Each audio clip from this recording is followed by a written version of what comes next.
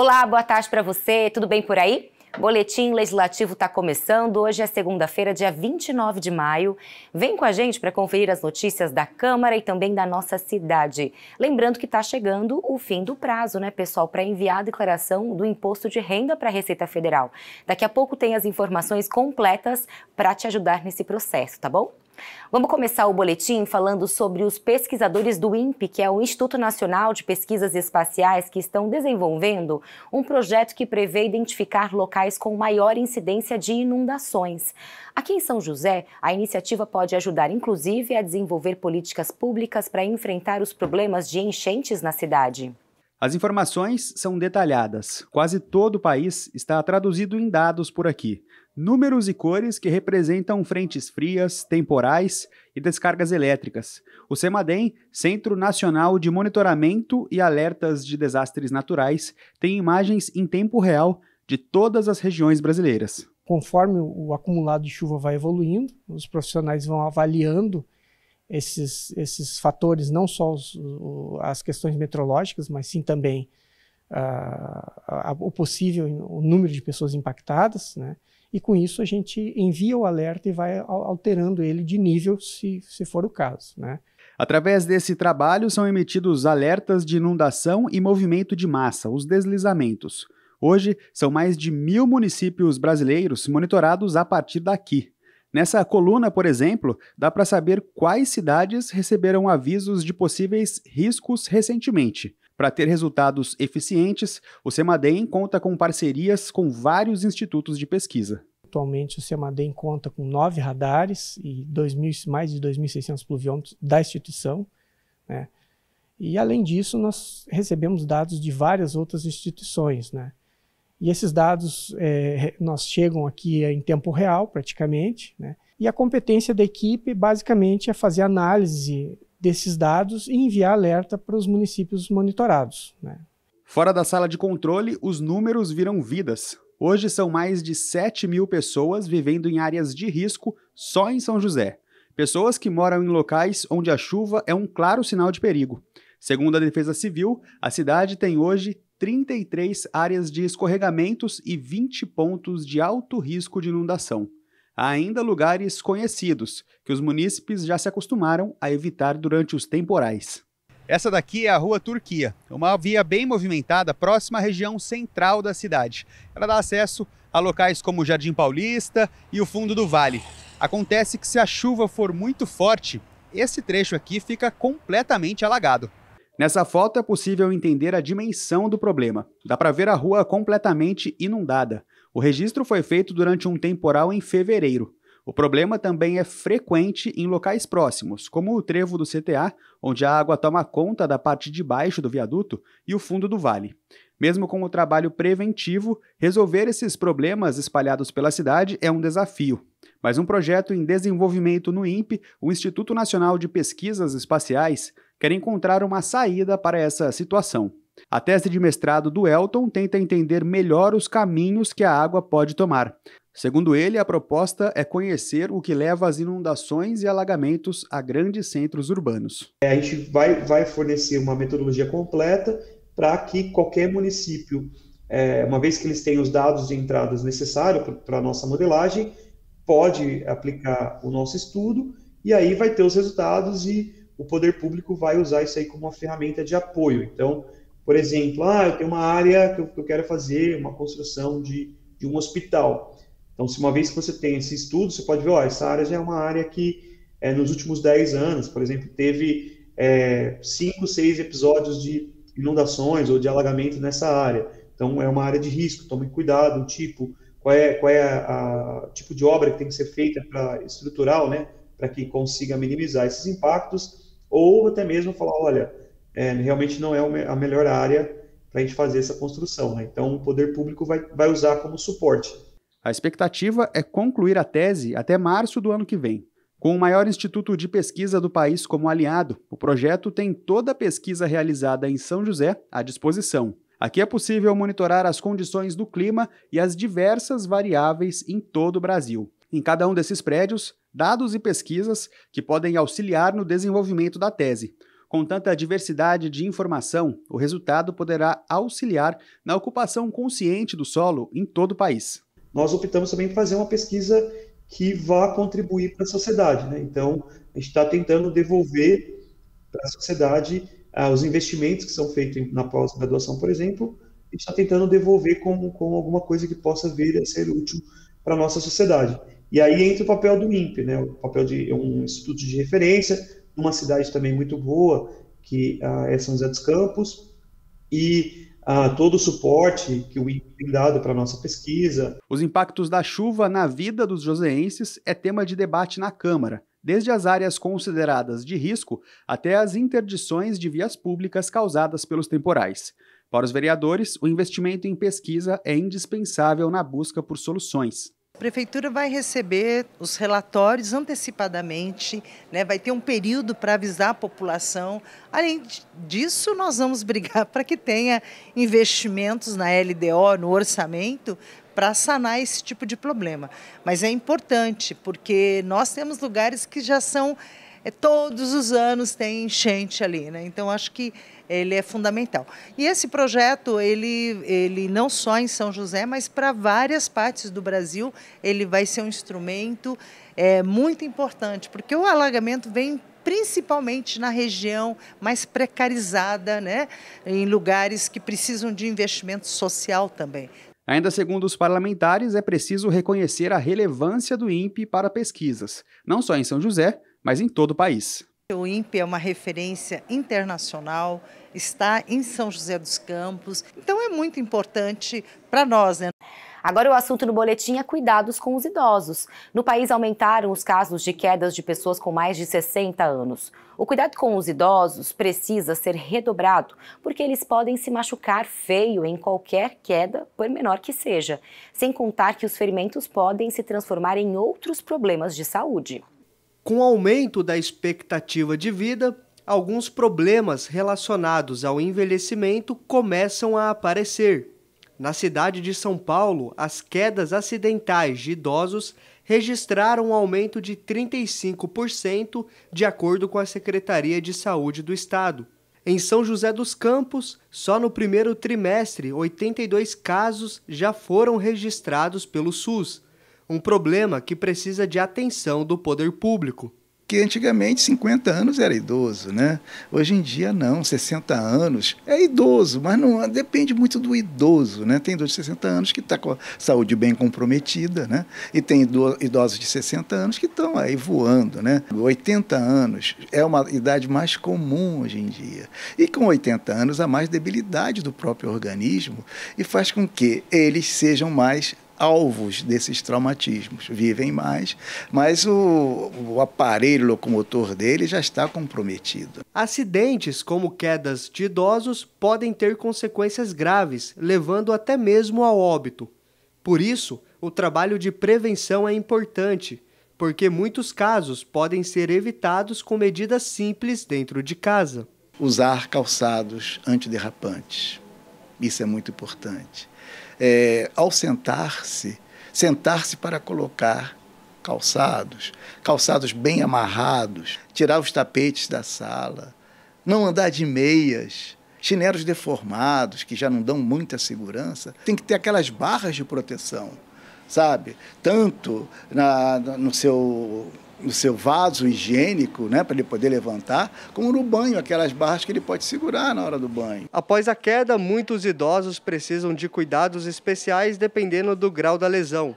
Por isso, uma rede de acolhimento integrada, com terapeuta ocupacional, fisioterapia, cuidadora, é fundamental para auxiliar na reabilitação cognitiva e também motora. Muitas vezes na queda dá um problema cognitivo no idoso, né? Um pouco de demência. Você pode trabalhar bastante a parte de leitura, né? Por causa da demência vai faltar um pouco da leitura, da escrita, os jogos, né?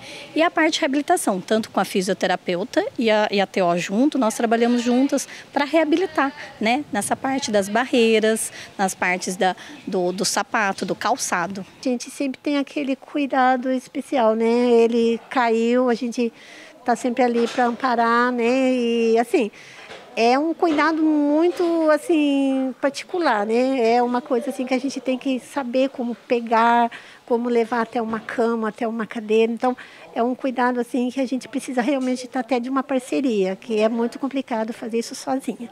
A Câmara Municipal tem trabalhado políticas públicas sobre o tema.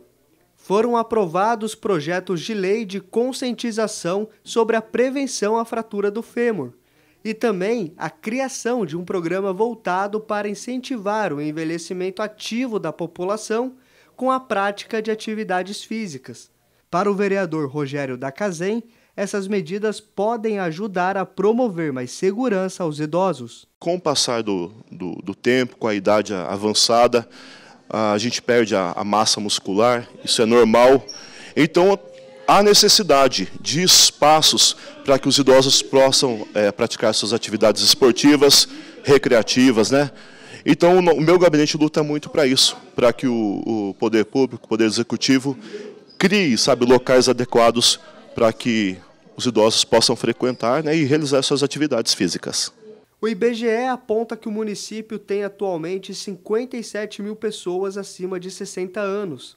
E equipamentos públicos como a Casa do Idoso, academia ao ar livre, além de ações educativas, são importantes para desenvolver na sociedade a conscientização dos cuidados com os idosos. Afinal, pensar na melhor idade é também olhar para o futuro. A sobrevida hoje em dia é muito maior. O idoso que pratica uma atividade física, a mínima que seja, sentar e levantar, várias repetições, né? Ele vai ter uma qualidade de vida melhor, ele vai estar trabalhando melhor a musculatura dele, porque a musculatura vai se atrofiando, vai sumindo. É muito importante que nós tenhamos na mão possibilidades de dar uma qualidade de vida melhor para os nossos idosos, para que eles continuem, né, nos ensinando a vida. E atenção pessoal, termina nesta quarta o prazo para enviar a declaração de imposto de renda para a Receita Federal. E é bom ficar bem atento para evitar multas no atraso do envio do documento e também para não ter problemas com a malha fina, né? Confira então as informações completas com o repórter Marvin Pinho. Boa tarde para você, Marvin. Sandra, boa tarde para você, boa tarde a todos que nos acompanham. Olha só, prazo acabando, viu? Vai até essa quarta-feira, dia 31 de maio. Quem ainda não fez a declaração do imposto de renda precisa correr. Informação importante, expectativa de mais de 206 mil pessoas, mais de 206 mil pessoas devem fazer a declaração só em São José dos Campos. Quem precisa declarar o imposto de renda? Pessoas com rendimentos acima de R$ 28.559,70 em 2022. Mas tem aí algumas variáveis nessa conta e quem vai explicar isso pra gente é a Janine Gabriela, que é contadora. Janine, boa tarde.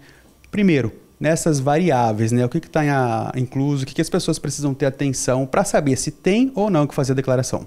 Boa tarde, Marvin. Então, além da renda tributável, que você já falou, quem recebeu acima desse valor tem que declarar. É importante também a pessoa que recebeu rendimentos isentos, acima de 40 mil ou não tributáveis, ela tem que declarar esse valor. Quem tem mais de 300 mil reais em imóveis, bens, tem que fazer declaração. Quem operou na Bolsa de Valores com valor acima de 40 mil ou quem teve qualquer operação na Bolsa com a incidência do imposto de renda também tem que declarar. E a pessoa que passou a se tornar residente no Brasil, também temos atividade rural, acima de um determinado valor, é obrigada a declarar.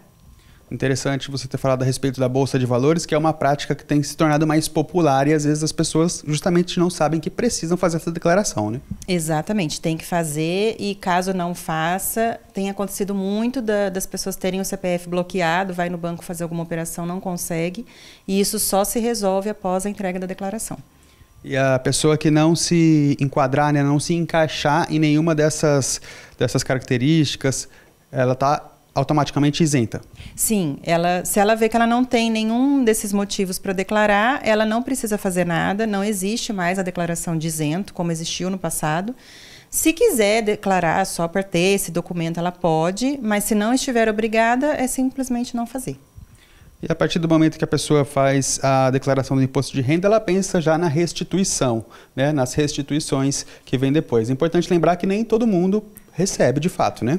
Sim, a declaração de imposto de renda ela é uma declaração de ajuste, né? Então, você vai colocar ali tudo que você recebeu durante o ano, que você já pagou de imposto de renda, suas despesas, e ali no final é que a gente vai ver se você tem alguma coisa a restituir ou até se você vai ter alguma coisa a pagar para a Receita, um complemento. Então, nem todo mundo vai ter restituição mesmo. E tem que ter uma atenção redobrada ali na hora de fazer a declaração nesses últimos dias, né, Janine? Quanto à malha fina, né? Cuidado com a informação mesmo, né? Sim, é bem importante observar essas condições, porque a malha fina hoje em dia ela está bem rápida, você envia sua declaração, no mesmo dia você já consegue acessar e ver se tem alguma pendência ou não, e o que a gente orienta para o contribuinte que vai fazer a própria declaração? Que confira os dados que ele digitou, se bate com o documento, porque um simples número digitado errado já é motivo de malha, que ele tenha toda a documentação que ele está lançando, então as despesas médicas principalmente, que é uma questão muito, muito forte de malha fina, e que ele tenha também a atenção aos dependentes, né? Que ele tenha certeza que aquele dependente pode ser declarado, que a Receita aceita aquela pessoa como dependente dele, que não duplique, no caso de pai e mãe, não declarar o mesmo filho nas duas declarações. É bem importante observar. Só para a gente fechar, para quem perdeu o prazo tem multa, né?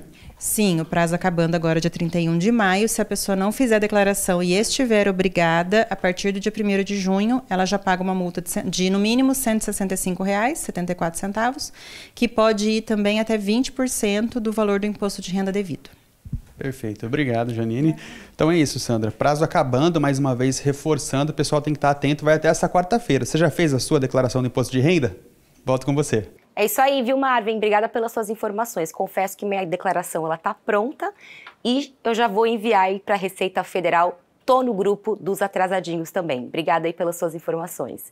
E olha, pessoal, segunda-feira é dia de procurar emprego, tá? Tem muitas vagas disponíveis no pátio de São José dos Campos. Confira algumas que separamos para te ajudar. O PAT, Posto de Atendimento ao Trabalhador de São José dos Campos, tem oportunidades de emprego para açougueiro, adesivador, ajudante de embalador, ajudante geral mecânico, auxiliar administrativo, auxiliar de esteticista, auxiliar de jardinagem, auxiliar de manutenção predial, auxiliar de marceneiro, auxiliar de serviços gerais, banhista de animais domésticos, biomédico esteta, corretor de imóveis, costureira, cozinheiro, cuidador de idoso, eletricista instalador, empacotador, gerente administrativo, operador de telemarketing, orientador de estacionamento, pedreiro, produtor de comunicação visual, professora de jardim de infância, serralheiro, técnico em manutenção, tosador de animais domésticos, vendedor de cursos, vendedor externo e vendedor pracista. Ainda há vagas para pessoa com deficiência nos cargos de assistente fiscal, operador de loja e operador de telemarketing. Para se candidatar é fácil, é só comparecer ao PAT levando RG, CPF, carteira de trabalho e o cartão cidadão. O PAT fica na Praça Afonso Pena, número 175, no centro.